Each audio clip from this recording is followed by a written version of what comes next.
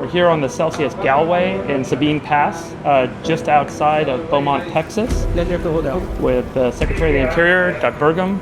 The crew is giving us a tour. This is an amazing export facility, the largest in the United States, second largest in the world. We're going to talk with the Secretary in a minute about American energy independence and the role that this company, this facility, and this process plays. So excited to have the conversation with the Secretary.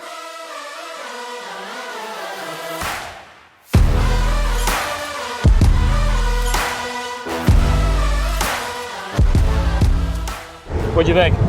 Well, he was fantastic, but to be on a brand new ship like this is pretty special. Pretty special. I mean, like brand spanking new. Like this is the first cargo it's taking. Right. This is like not even out of the showroom, brand new.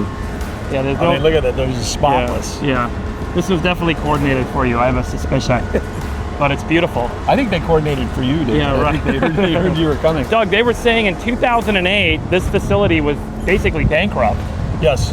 And this has been a development project since about 2012, and it went from practically nothing to the largest LNG exporter in the world. In 13 years. In 13 years. And prior to that, when it was originally built, because this is before the amazing miracle of the whole shale revolution in our country. Right. Without that, this was being built as a LNG import facility. That was the original thing. We're going to have to import LNG to America. Right. Now, LNG is the number $2 export on the all-time list for the country. It's the second most highest dollar value we export. We went from being like, oh, we're going to run out of oil and gas to today, we're energy independent on a net basis, and we're on our path towards becoming energy dominant. All right, besties, I think that was another epic discussion. People love the interviews. I could hear him talk for hours. Absolutely. We crushed your questions in a minute. We are giving people ground truth data to underwrite your own opinion. What'd you guys think? That was fun. That was great. Welcome to the All-In interview here today with Secretary Doug Burgum, the 55th Secretary of the Interior of the United States of America. We are here in beautiful Sabine Pass in Louisiana today at the Cheniere LNG facility. It's been an amazing tour this afternoon. It's a little bit windy, but it's still a beautiful afternoon. Thanks for joining me today, Doug. David, it's great to be with you. Thank you for coming down and seeing this amazing facility. So we just took a great tour here. Why were you here today, and what are we checking out? Well, I think President Trump, one of his core goals, if we talk about energy dominance, which is beyond energy independence, it's not just a slogan. It's really about how do we have the power to power AI in America? How do we power the remanufacturing in America? And then how do we sell energy to our friends and allies so that they don't have to buy it from our adversaries? And what you and I had a chance to see today is the largest LNG export facility in America, the second largest in the world. Yeah, I was struck. I didn't really realize how quickly this facility grew up just about a dozen years ago. There was nothing really going on here. And now it's the second largest export facility of methane in the world. And methane is seeing a massive surgence around the world because it has a lower carbon footprint. There's demand, it's transportable. So there's a lot of reasons why there's a massive growing market for liquefied natural gas or methane. Absolutely. Yeah. And part of the amazing energy transformation that I think is not fully appreciated by most Americans is when this plant began, in the early 2000s, it was meant to be an LNG import facility. America was running out of oil and gas, and they said, wait, we got to be ready to start importing it just to meet our needs. Well, along comes the shale gas revolution, again, driven by technology, that technology of horizontal drilling, that ability to, fractionate rock and get oil and gas out of places that people thought was just impossible that we would ever be retrieving those resources from those hard rock shale locations. And so then this thing, after the financial crisis, turned around and began its life as an export facility. And now, as you say, the only one larger in the world is in the Middle East. So I want to go back a little bit and how you ended up in the seat, how you ended up not just being the Secretary of the Interior, but you're also the chair of the National Energy Dominance Council. I really want to talk about the importance. I talk about it on the podcast a lot, about the importance of growing energy production in this country. But you're a tech entrepreneur who is from North Dakota, became governor of the state. And I'd love for you to just do your highlights, how you ended up there, what you did with respect to energy, and also how that translated into a surplus of jobs and economic prosperity for that state? It's been quite a journey, starting out in a town of 300 people in North Dakota with all gravel streets and no computers, to end up having an opportunity to be part of a software startup, grow that business, take it public, have a great run as a public company, get acquired in an all-stock deal by Microsoft, stayed there for 7 years, helping grow Microsoft from 40,000 people to 90,000 people. And there was 2,000 of us at Great Plains when we got acquired. There was 1,200 in Fargo, 400 rest of North America, 400 rest of the world. We become this improbable global software company coming from the Great Plains. And then when I left Microsoft to presumably spend more time with kids, retire, that was an epic fail. Ended up in 2 more startups within 6 months. Was involved in 3 more software IPOs and dozens of other software businesses. And then in 2016, at a time when we were having an energy collapse in prices, there was an open seat for governor, and I threw my hat in the ring, and we were down 69-10 in the polls in January. The primary was in June. Catherine who became the first lady, was like, "Oh, we've got a great life. Why would we get into politics? Why would we get into that?" And I assured her that we had no chance of winning. She didn't have to ever worry about being first lady. But this would be fun for 6 months to create some competition. But we ended up winning that primary, and then went on. It was a good year for outsiders. So we took office in North Dakota, you start middle of December, so about 36 days ahead of President Trump, we were sworn in. Had 4 amazing years working with President Trump as a governor. There was a win behind our back. And then second term, we got reelected by the largest margin in the country of any race. But then I was serving as a governor under the Biden administration, and in a state where we're rapidly becoming a very resource-rich state. We had climbed to being the number 2 oil producer in the country. We had, tremendous coal resources, incredible agriculture resources, and in ranching. And the Biden administration really was having a war on whether it was timber, grazing, oil and gas, coal, critical minerals. I mean, anything that had to do with extraction, there was a regulatory battle going on. And I would have to say that a part of me not just became frustrated, I became very concerned about the future of the country. And that led to, jumping at the national level and saying, hey, we've got to have a policy because if we don't have energy security, we're not going to have national security. And that's what really drove us sitting here right now today. So you ran for president. You ran for the Republican nomination against President Trump and others. And then, obviously, President Trump got that nomination. Did you keep in touch with him after that? And how did you kind of work with his staff and his office as he was moving his campaign forward? Well, we were in touch because we knew each other as a governor would know a president. Right. But I was never really running against President Trump, and I think the record shows that. I was really running against these horrifically dangerous and unsound, unsafe policies of the Biden administration, which are almost, too numerous to enumerate. When I left office last December 15th, just December 15th of 2024, as governor, I was involved in 30 lawsuits against the Biden administration. Many of them, including against the agency, the bureaus that I'm now leading, because the regulatory regime was such that it wasn't about regulating oil and gas. It was about eliminating oil and gas from America. And if there was some sort of false god around climate ideology that was being chased, it was like, oh, if we stop the supply coming from the U.S., we're going to somehow save the planet. But there was no reduction of demand. The demand was just being filled by Iran, Venezuela, Russia, and they were funding wars against us. So, I thought it was the closest thing to insanity that I'd ever seen. And so when we dropped out very quickly, I was the first of any of the other candidates to endorse President Trump, and then spent last year campaigning for him. Yeah, and then there was, can I say this? Some rumors that you might have been in the running for vice president, but you obviously stayed close with the president and his staff and found your way into this role. How did that process go for you? How did you end up in this role that you had? I love what I'm doing, and I love the role because, of course, as a Western governor, we have all the things that Interior has. As governor of North Dakota, which is a jam-packed, fun job, you've got your chairman of the land board in addition to being governor. Well, then, dealing with land and minerals and all the leasing and all the issues with the energy industry. Yeah. You're also the head of the Water Commission. Interior has the Bureau of Reclamation, which is the second largest hydroelectric producer in the country and manages, the miracle of irrigation that Theodore Roosevelt came up with. We wouldn't have agriculture in Arizona or California without that.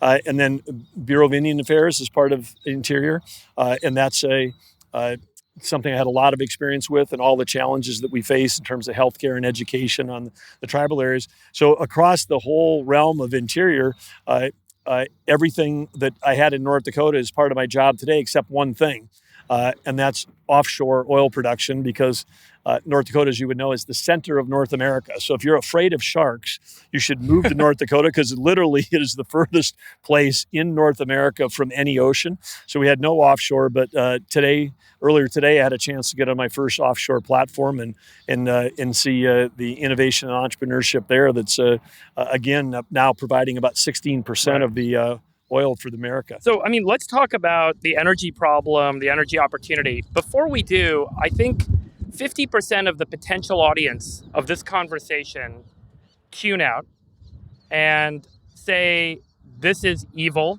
there's good and there's bad, this is bad. Exploitation of natural resources, extraction of natural resources damages the planet, ruins the environment, puts carbon in the atmosphere, drives climate change, and they won't listen to any conversation about the pragmatism of energy security and the importance energy plays in prosperity, taking people out of poverty, raising them up, raising living standards, and giving access to things around the world that every individual wants, which is more prosperity. And one statistic I always quote is that if you go back 500 plus years, you can see, and there's all these studies that have tried to understand energy production versus GDP, which translates to prosperity per capita.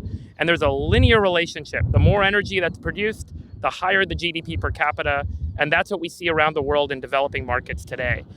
So I guess maybe you could just take a moment to talk to those folks, share a little bit about your perspective of the relationship between taking care of the environment and the planet and the importance of energy demand and energy security before we get into the things that are going on. Well, I think you're spot on.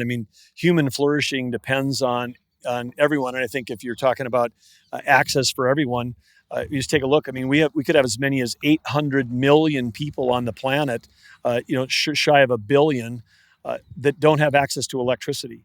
And they need more energy. Now with AI coming, the demand for power is going to go up, the demand for advanced manufacturing. So we're not in any kind of energy transition. We're in an area where we need energy addition. And if we want human flourishing, if we want to reach our planet's fullest potential, and if we want to take care of our environment, which we can do all these things at the same time, even that requires energy. If you're worried about water sources, well, desalination, which we can do, requires a lot of energy. Transportation of goods requires energy. So whether it's the clothes on your back, the food on your table, the transportation drive, there's an energy component to all of that. And electrifying stuff doesn't change; it just changes the source of we still need to create the electricity. So I feel like that if anybody is concerned about the environment, they should want to have it. Every ounce of a liquid fuel and every electron produced in the United States, because if you compare us to any other country, we produce it cleaner, safer, smarter, and healthier than anyone else. And I learned in North Dakota over those 8 years as governor, where we were always on the top of the list of cleanest water, cleanest air, best soil health, all of these things that we were able to achieve. And we were going up the charts in terms of energy production. These things go hand in hand. It's not either or. It's a plus when you can do both. And we were just talking to this crew on board the ship we just visited. They're on their way to Taiwan and they go to Japan. And so if we can produce liquid methane in this country with a lower carbon footprint, then that methane might be produced elsewhere, which is the case. We have cleaner methods for production. And that demand exists regardless of whether or not the United States produces it. It's important that the United States take advantage of the opportunity to produce it cleaner, more safely, and with a lower footprint, and build economic prosperity for us as exporters. Yes, absolutely. So the net formula that you've just described is the more energy that's produced in the United States, the better it is for the globe and the better it is for American prosperity. And I would say it's not just for the globe environmentally, it's also for peace. It's not just prosperity at home, but literally the two proxy wars that we've been involved in with Russia after Russia invaded Ukraine and after Iran funding 24 different terror groups. They were funding those wars against us with their oil and gas sales. And so if we can replace their customers with U.S. sources, they have less revenue. They have less funding literally to fund terrorism. So it is prosperity at home, peace abroad. It's nothing short of that. So let's talk about the energy demand equation. The U.S. is forecasted to increase its electricity production capacity from 1 to 2 terawatts by 2040, 15 years from now. During that same period of time, China is going to go from 3 to 8 terawatts. And that China forecast, by the way, excludes any of the Gen 4 nuclear reactors, the new hydroelectric facilities, and the new thorium, or if that ever scales, that they're considering rolling out in addition to what they've already planned to roll out. So in the next 15 years, China is adding 5 Americas in electricity production capacity. And if everything gets automated, factories are automated, AI becomes the great accelerant of the global economy, China is hugely advantaged relative to where we sit today. What do we need to do about it? Well, if you were to ask me what's the thing that keeps me awake at night, this is the issue.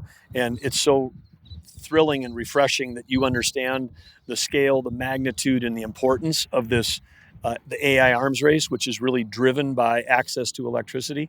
And China last year brought on 94.5 gigawatts of coal-powered electricity. 1 gigawatt is Denver, so they brought on 94 Denvers just last year.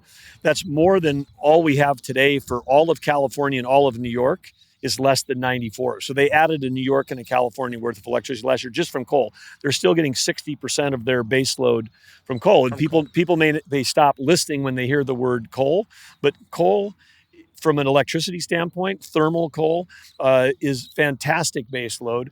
It has all the characteristics to allow you to maintain amperage and voltage to keep a system going. And I think we just saw in Spain, they were celebrating on April 12th of this past month that they'd shut down their last coal plant. And then a week after that, they were celebrating the fact that they had their first day of 100% renewables on their system. And then the next week, they were a global news story because people were trapped in subways, all airline flights canceled. Hospitals were panicking with a lack of power because they had a rolling blackout and grid failure because it just defies physics. You can't run an electrical grid with just intermittent power. You cannot run with something that is based in intermittent is the definition of solar or wind because the sun doesn't shine at night and the wind doesn't blow every day and you can have it. And so we in America, we became dangerously close to that right now. We've got parts of our country that are at risk for those same kind of what I'll call the Biden brownouts and blackouts to happen because we over-subsidized the intermittent and we over-regulated all of the base load in an idea to, quote, save the planet. And all we're doing is potentially putting our own country at risk. So it was regulatory action that's been taken. And I've got to imagine it's not just the Biden administration. This has to go back because this is in 35 years in this country, we only added 0.6 terawatts of electricity production capacity to the grid.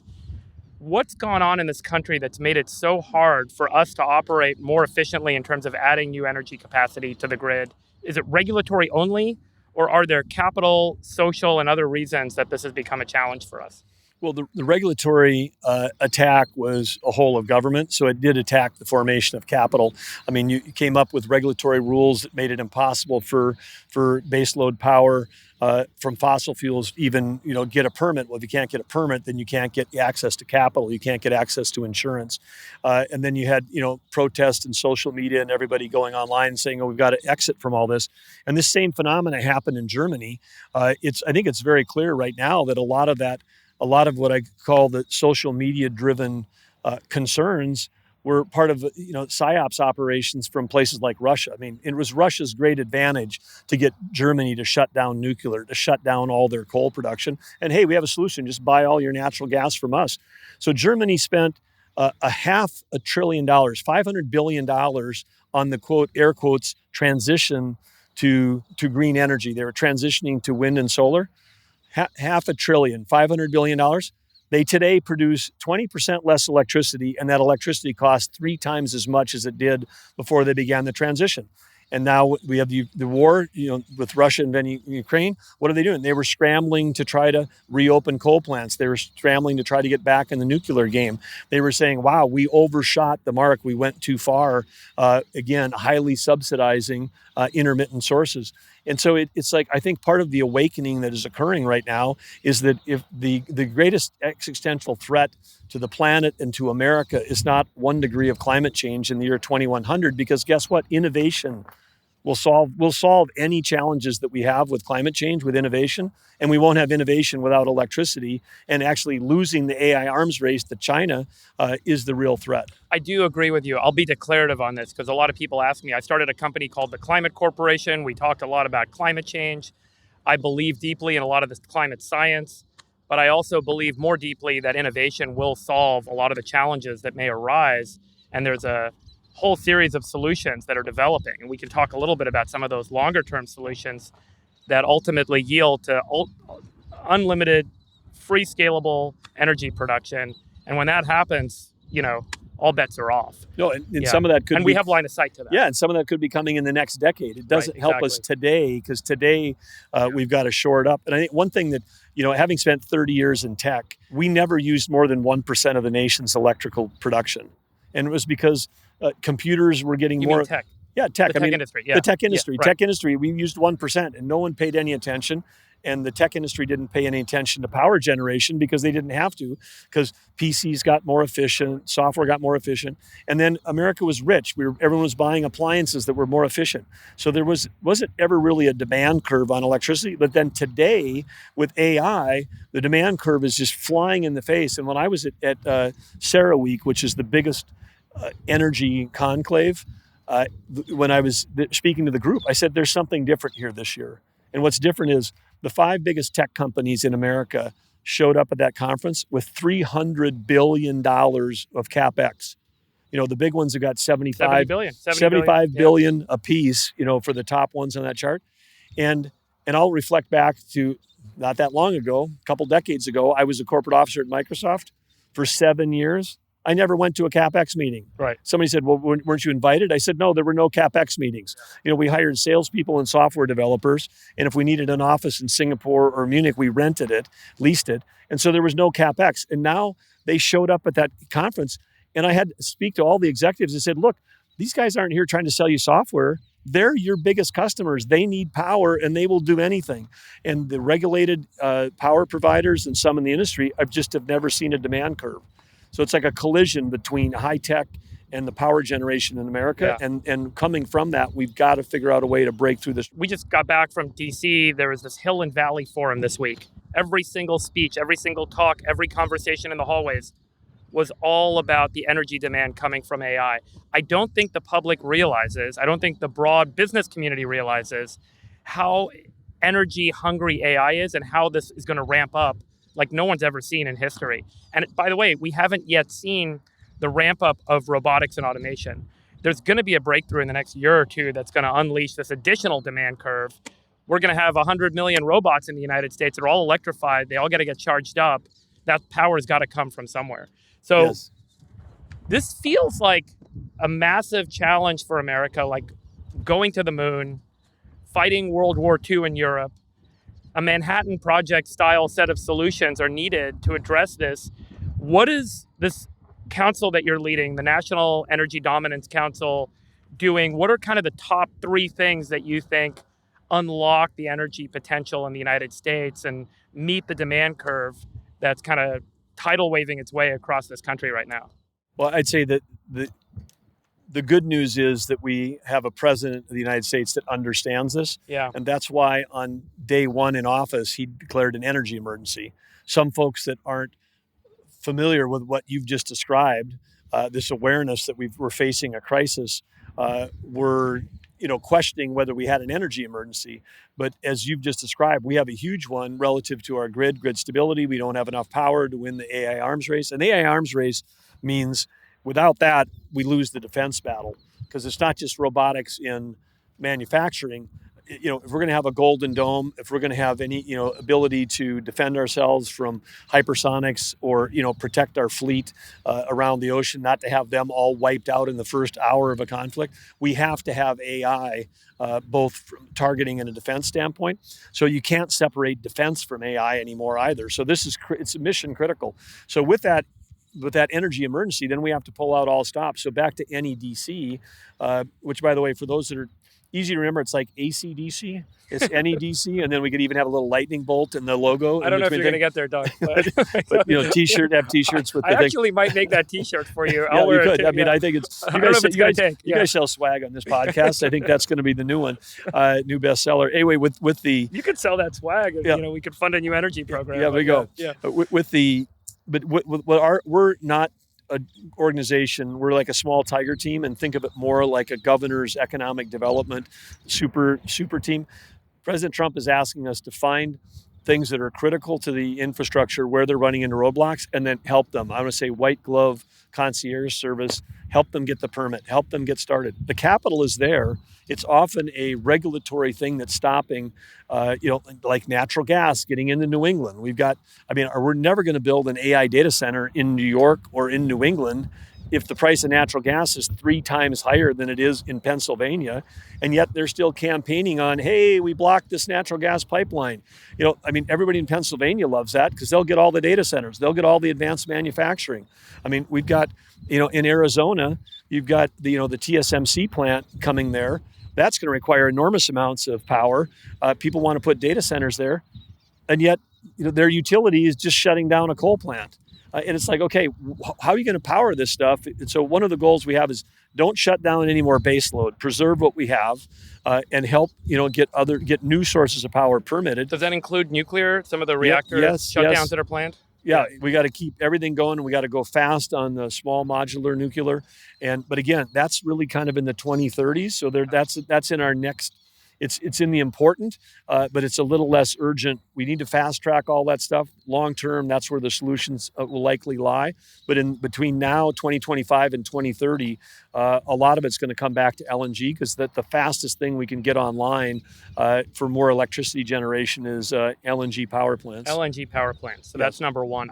Just to frame things up for folks, you mentioned the city of Denver utilizes about 1 gigawatt of electricity. A standard Gen 2 scaled nuclear reactor facility is producing about 1 gigawatt. And these small modular reactors, these SMRs as they're called, that China now has demonstrated 5 megawatts. They can be small, they can be located in an office complex or in a downtown area of a city.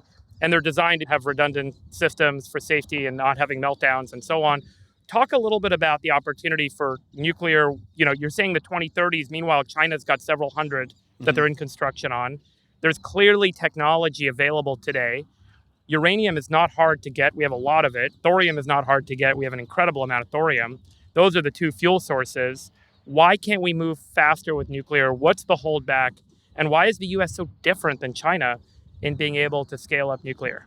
A big difference is, again, back to the regulatory environment. The regulatory environment on nuclear has been so burdensome in terms of adding to the cost and the time frame and bring it on. And then when that cost was put onto a utility, and then utility felt they had to put that back on the rate on the ratepayers, their consumer customers, there was in some ways a revolt, and it wasn't safety related. It was like, oh, you want nuclear, but now my electricity is going to cost twice as much. I'm not for that.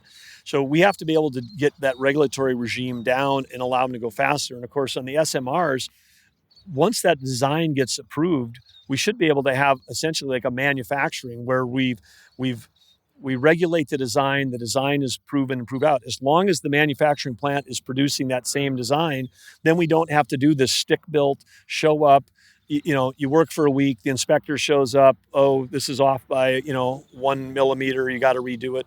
Some of that is where you end up with the doubling of cost. Some of the projects that have just been completed, that took, close to 2 decades on nuclear and then had doubled the cost and doubled the time. Yeah. That's not economically sustainable. So part of it is we've got to streamline the process. But these smaller amounts, they can be daisy chained. They could be great solutions. And then the other piece, which you love about having the small modular nuclear, is we can spend money on power generation as opposed to money on transmission. Because transmission, is also it's really hard to build a transmission line in this country because whether it's a linear infrastructure, which includes natural gas pipelines, CO2 pipelines, oil and gas pipelines, or transmission lines, those have become the focal point for protests because if they have any nexus, an 1,100 mile long pipeline could have 1 mile that touches federal ground. That is where the protest is going to occur.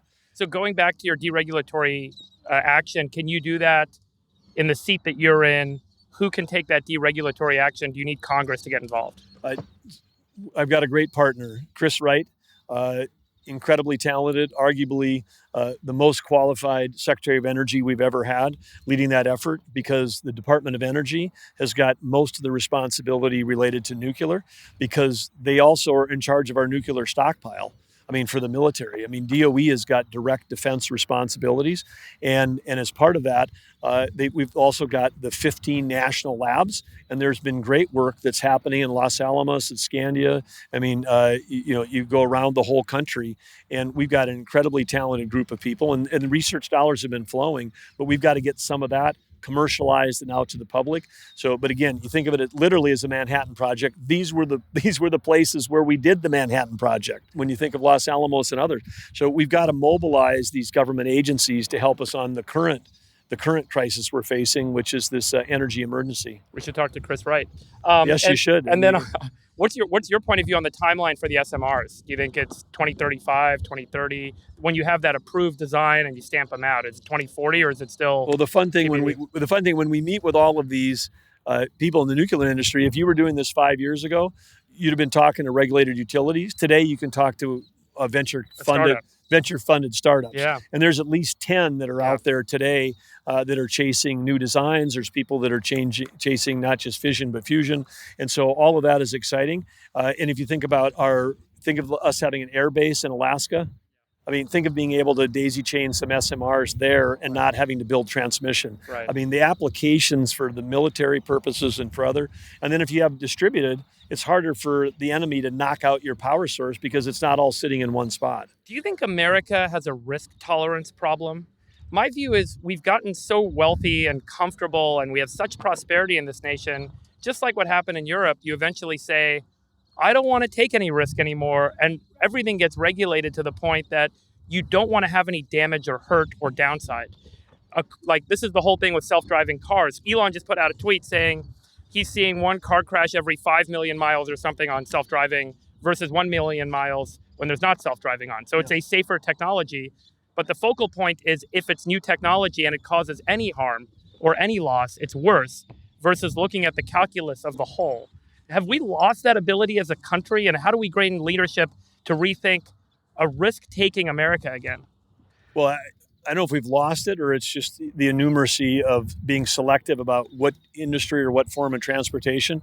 Because on the automobile side, again, we'll track this year between 38 and 40,000 deaths on highways in America. Half of those are because of impaired driving, either from people texting or impaired drug or alcohol use.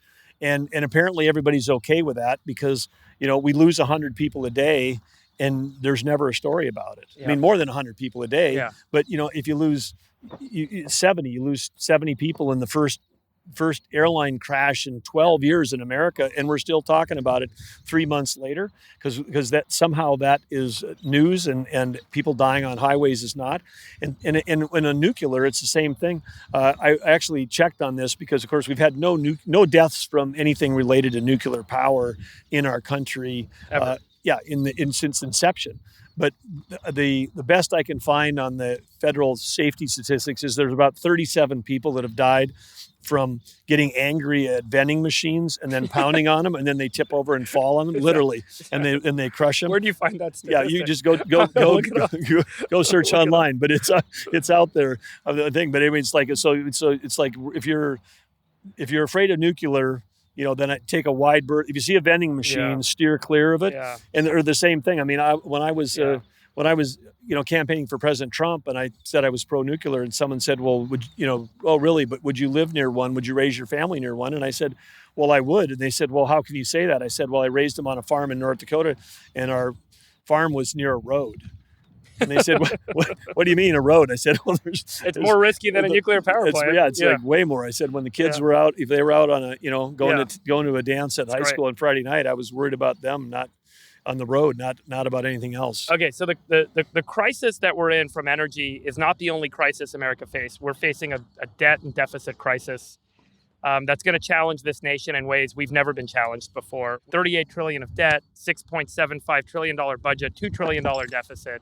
The numbers are staggering. It's frightening. There's a lot of economic studies that show you can't tax more than 18% of GDP or else you lose GDP. We're at that point. You've talked a lot about America's balance sheet as a way to unlock opportunity to grow GDP and grow our way out of this deficit debt problem. Talk a little bit about what you mean when you say America's balance sheet, and what does that entail? Well, first of all, I love, David, the way you're framing it. And I would just add, that $2 trillion deficit means that in the last year of the Biden administration, 2,000 billion more was spent than came in. And coming in, we have other ways to bring money in other than taxes. And how is that possible? Well, it's because of America's balance sheet. Our balance sheet isn't just the financial assets. It includes the fact that just within Interior alone, there's 500 million acres of surface land. Throw in U.S. Forest Service, add another 200 million. That's like nearly a third of U.S. land. Yes. And then we have 700 million acres of subsurface, sometimes continuous and some discontinuous, but we own all these minerals that are underground. Then there's about between 2.5 and 3 billion acres of offshore that contain critical minerals and oil and gas minerals. All of that is under the federal purview. If Interior was a standalone company, it would have the largest balance sheet in the world by so far. I mean, Saudi Aramco wouldn't even come close. And then you say, okay, well, if you have this, we all know about the $38 trillion in debt. It gets hammered all the time. It's used in campaign things. But I was, even at the Hill and Valley conference this week, without asking the audience, okay, how many know the 38 trillion? Everybody. How many of you know what our balance sheet on the asset side is? Well, nobody knows because none of the senators know because we haven't calculated. But we're working in the Trump administration to try to come up with that number. And in one estimate this week is we think just on public land alone, there may be $8 trillion of coal resources. And I know coal is sometimes, it's a dirty word. It is, but we need to also remember that if we're going to have steel in this country, and we all agree need to have a steel industry, we need to have for defense, we need to have it for advanced manufacturing. We also need to have a shipping industry that comes back to our country. You need steel for that. Well, guess what you make steel out of? Well, part of it you make it out of, you need coke, and coke comes from a certain kind of metallurgical coal. So if we kill the coal industry, you can't have a steel industry unless we're going to have somebody ship metallurgical coal to us. In the coal resources around our country, the coal is also filled up with the critical and rare earth minerals that we need to go in this battle with China, particularly now with China, just in weeks ago, putting on export controls on a number of minerals that we need for doing things like, batteries that we need for electric motors, for whether it's cars or home drills or rockets, missiles. I mean, the magnets that are at risk now because we became so dependent on China. So when you take a look at this balance sheet, we need it for defense, we need it for national security. But Theodore Roosevelt, who was instrumental in putting away these hundreds of millions of acres in the original intention that said this was there for the benefit and use of the American people. And he also said very explicitly that conservation meant sustainable use, not just preservation. Because we saw what happened, following the extremism that landed around the spotted owl, which is, we've got to stop not just the harvesting of certain old growth timbers. It killed the timber industry in America. And when we killed it back in the 1990s, and it's never come back. And now what's happening 30 years later, because those timber companies that would get a lease from the federal government, they would have the responsibility for going in and thinning and cleaning and responsibly managing that. And they would send a check to the federal government. We'd have revenue. Instead of revenue today, we have expense. We burn more board feet of lumber in this country every year right now than we are harvesting because of the wildfires. Because of uncontrolled wildfires. And then the uncontrolled wildfires are some of our biggest emitters, in terms of CO2. You burn a tree, it releases the carbon. So again, the folks that wanted to, reduce emissions, save the planet, help the wildlife. We're actually doing the opposite of that. So we have to get back in the business of grazing our lands, managing our forests, developing our resources and our critical minerals. Getting back, we have to mine again in this country. Mining can't be, if we want to be a strong country, we've got to do that. And of course, oil and gas. You do all of those things that I just named. All of those involve selling a lease to a private company. They send a check, and then they develop the resource, and then they send us a royalty. The little company that I just met with this morning out on the platform on the Gulf of America, in its inception, this is a company with 450 people. They have sent $1.2 billion to the U.S. Treasury over the life of their company. Show me a tech company that's done that. I mean, impossible. For a lease to access that resource. Well, the lease, and they lease it up front, so they write a check up front to have the opportunity to take the risk. They take all the risk. They build the platform. They hire the people. They do the seismic. They figure it out. And if they hit a dry hole, it's all on them, taxpayer, nothing. But if they score, then they pay us a royalty. And what do we use that for? We use it for paying down the deficit and the debt. But we also use it for coastal restoration.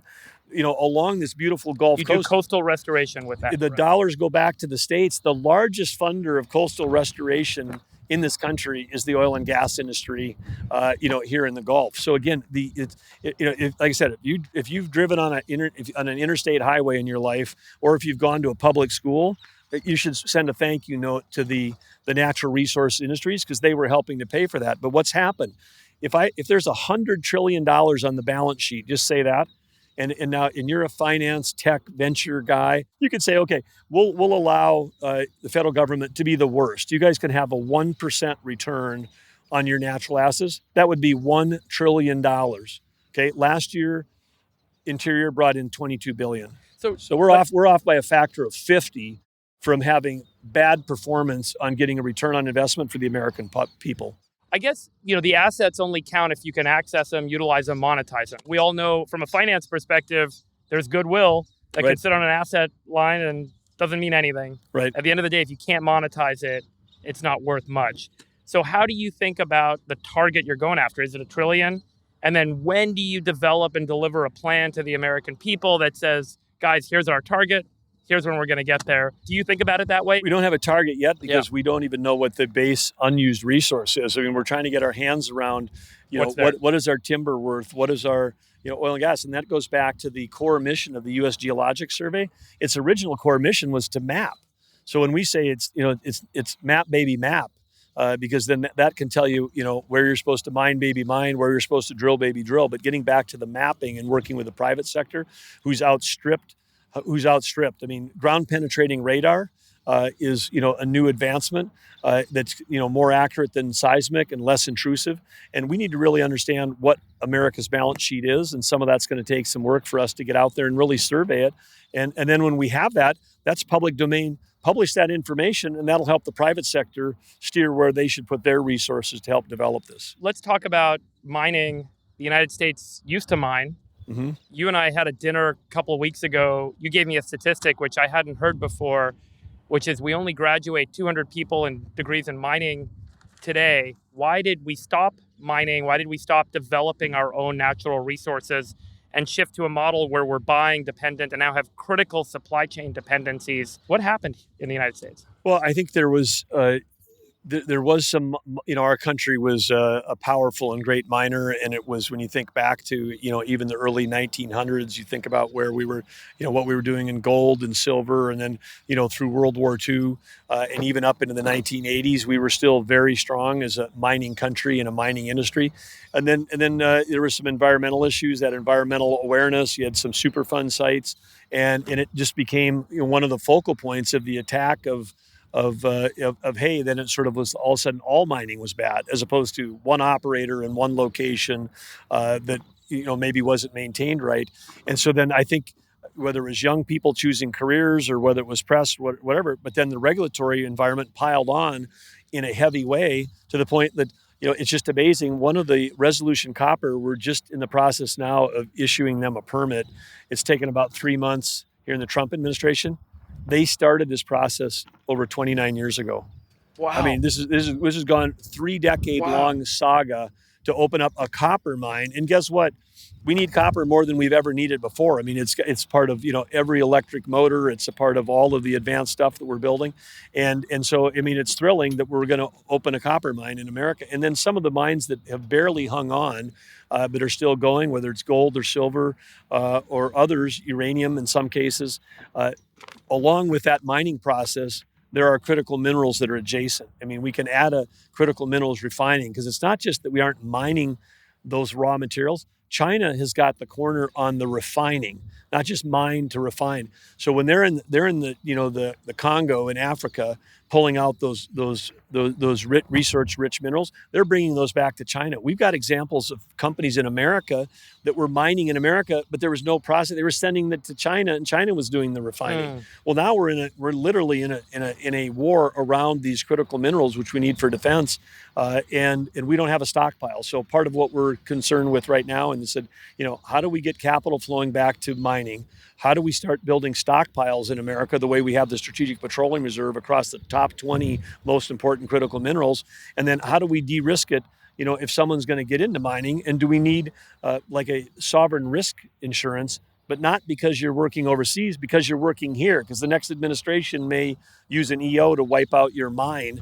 And so again, giving the capital providers the confidence that if somehow they're regulated out of business, they'll get compensated through an insurance program. And what about in your role administering the EPA, looking out for environmental standards, protecting our environment, protecting our communities? There were toxic Superfund sites. What's the thinking from your point of view on making sure that we're doing this in a clean way and how important that is in this calculus? Well, Lee Zeldin, our EPA administrator, is also a key part of the Energy Dominance Council, as is about half of the cabinet. I mean, we've got Howard Lutnick, Scott Bessent, Brooke Rollins, from Ag with U.S. Forest Service. I mean, there's literally about half the cabinet. Transportation, Sean Duffy's on there. Everybody's, part of this team of trying to solve this larger, complex thing. But I would say that the one thing we forget about when there's these national discussions, which is that every state also has a regulatory environment. And in my time as governor, one thing I learned was that I never met a bureaucrat from D.C. that cared more about the land, the water, the soil health, or the air in our state than the people that lived there and the people that worked for our own DEQ. And so when people say, we're reducing headcount at the EPA, the world's going to fall apart. No, we have two issues with regulation. One is the overreach, which is you have people going beyond the law on their original charter and regulating things, regulate when they're supposed to be regulating water.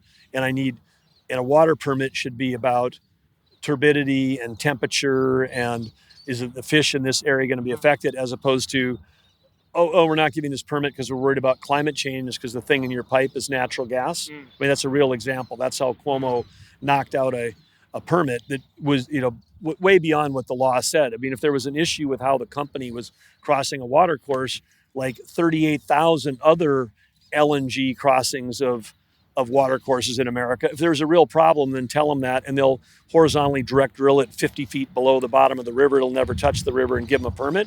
Instead, they'd be like, no, there's no permit because we're concerned about climate change. That's overreach. But the overlap that occurs every day is that the federal government infrastructure is overlapping with the states, and there isn't a need to do both of those things. And you might go a path for 2 years, 3 years, and get your federal permit, and then find out that a state like New York is not going to provide it, or you might get a permit in 6 months in a state that can efficiently do permitting and get all the work done and take care of everything, and then find out that the federal government's going to sit on it for an entire presidential term because they're ideologically opposed. When we do that to ourselves, then we have no chance against a country like China that is focused on an outcome, which is they're going to achieve prosperity, they're going to achieve all of their environmental goals by having the power to have all the solutions, as opposed to the environment we have now, which restricts that innovation. President Trump's just finished his 100 days in office. Are you glad you took the job? What's been most surprising for you since you've been in the role? Well, I'm having a blast, and I'm thrilled to be in this position where we can have an impact. You get up every day, and it's a little bit like the old, World War II Marines in the Pacific would say, we're in a foxhole. We're in a foxhole. We're on a beach. The bad news is, we're surrounded. The good news is we can attack in any direction, and so every day you can get up and go make a difference in people's lives. And for anybody that's in tech or anybody that's listening, that poo-poos public service, they ought to really think about the fact. I mean, we need people that are, as Teddy Roosevelt said, that are willing to get in the arena, because in these jobs that are really purposeful, you can make a difference for a lot of people. But what's surprising about the job was I knew that from a tech standpoint, because I lived through it 8 years in North Dakota, where state government wasn't up to speed on just basic technology and basic business systems and all the things that reduce productivity and create, I would say, agony for state or federal employees. I mean, we asked them to do mind-numbing and soul-sucking work for like 20% of their time because we haven't given them the basic tools that everybody in the private sector's had. Right. And so it's not like that anybody's bad people, but you could get rid of 20% of the quote work by just bringing in the tools that are there. I mean, you could have 20% less people, and then the people would have a more meaningful, more purposeful job. More productive. Yeah, happier. all of those things. And so what I thought was it can't be worse than it was in North Dakota. And then I got into at least in the Department of Interior, and we are further behind. I mean, we're going to, this is the land of, decommissioning mainframes, and then we could just, take them straight to the Smithsonian, to the 1980s exhibit. I had dinner with a couple CIOs, CTOs that have now been put in the government, and the stories are incredible. Totally echo what you're saying. Secretary Burgum, thank you for this opportunity to join you here on this beautiful day. I really appreciate the work you're doing. It's fantastic to hear that there's someone in the administration with your perspective, your experience doing this work. And so I just want to say thank you. And David, I want to return that. I want to thank you and all your compatriots at All In, because you're really allowing an opportunity for America to have a dialogue that goes deeper than the soundbite. Yeah. And I think that all of you may underestimate the impact that All In has had. I know that you're influencing policy. You're helping people understand the complexity and both the opportunities and the threats of big things that really matter to all Americans. And so, and thank you for being so well informed. And thanks for coming all the way down here to Louisiana to share this beautiful day on the coast. Thanks, Doug. Thank you.